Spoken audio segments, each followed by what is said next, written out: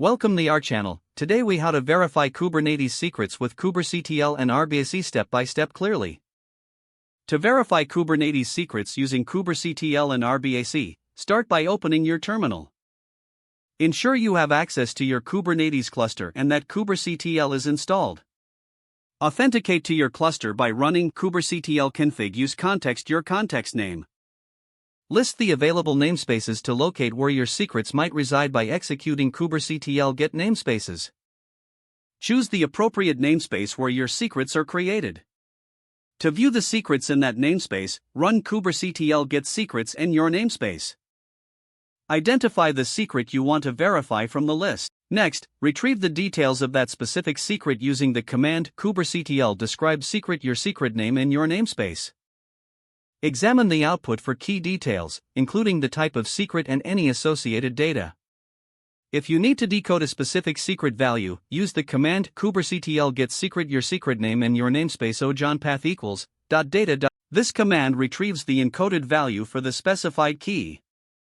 To decode it, you can use echo base 64 encoded value base 64 decode. This will display the decoded value of the secret. To verify permissions with RBAC, check your role bindings in the chosen namespace. Run kubectl get role bindings in your namespace. Identify the relevant role binding that applies to your user or service account. To get detailed information on a specific role binding, use kubectl describe role binding your role binding name in your namespace. Ensure that the permissions associated with the role allow access to secrets. If you need to create or edit a role binding, you'll want to define a new role with the appropriate permissions. Once the role binding is in place, test your permissions by rerunning the secret verification commands. Confirm that you now have the necessary access to manage and view Kubernetes secrets. Once you've completed these steps, you will have effectively verified your secrets with kubectl and RBAC. If the page does not load, refresh the browser or try again in a private or incognito window. Make sure you are using the correct email address, then retype it carefully to avoid small typos. If your password is not accepted, use the reset option and create a new strong password you can remember.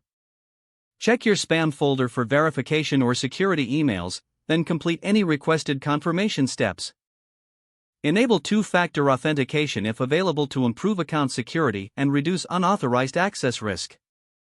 After signing in, review your profile details so your contact information and settings are accurate and current. Don't forget to like this video and subscribe to our channel for more step-by-step tech guides.